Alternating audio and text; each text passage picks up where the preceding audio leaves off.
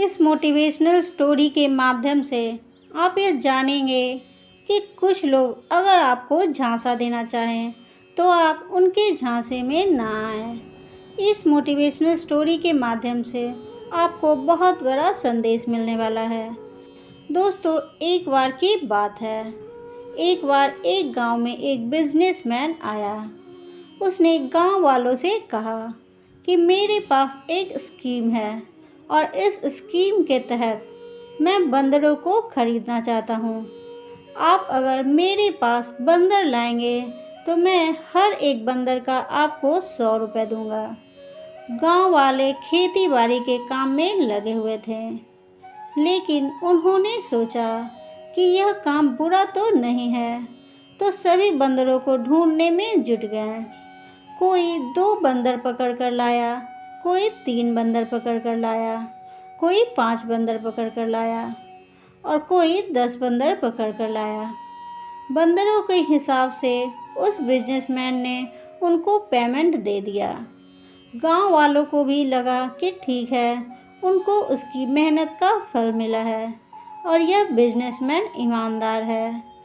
थोड़े दिनों के बाद बिजनेसमैन वापस आया और उसने कहा कि अब की बार आपको 200 रुपये मिलेंगे। गांव वालों को लगा कि हमें यह काम करना चाहिए या नहीं करना चाहिए।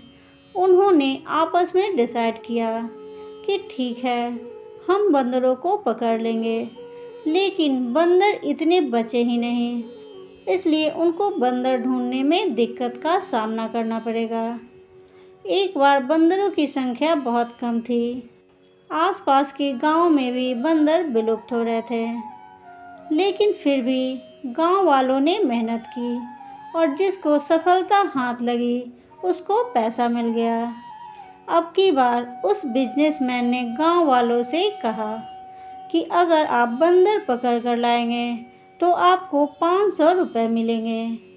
एक बार गांव वालों को शक हुआ कि आसपास गांव में बंदर नहीं है, अब हम बंदर कहाँ से पकड़ कर लाएंगे।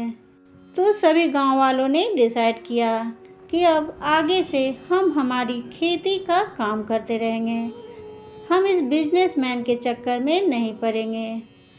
अब कुछ दिनों बाद बिजनेसमैन आया उसी गांव में और उसने कहा कि अगर आप मुझे बंदर देते हैं तो मैं आपको 1000 दूंगा।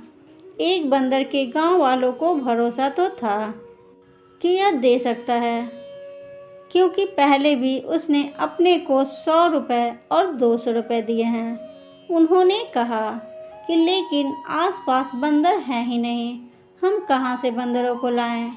यह कहकर चला गया, लेकिन उसके साथ में उसका जो सलाहकार था, बिजनेसमैन का एडवाइज़र, उसने गांव वालों से कहा कि देखो, मेरा बॉस तो चला गया, आप चाहें तो 500 रुपये में मुझसे बंदर खरीद के 1000 रुपये में बेच सकते हैं।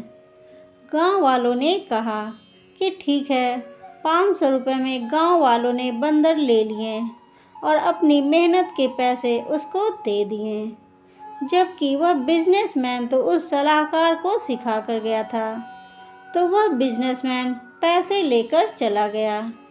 अब गांव वालों के साथ वहाँ बंदर ही बंदर थे। इस कहानी से हमें यह शिक्षा मिलती है कि किसी की जालसाजी में नहीं आए।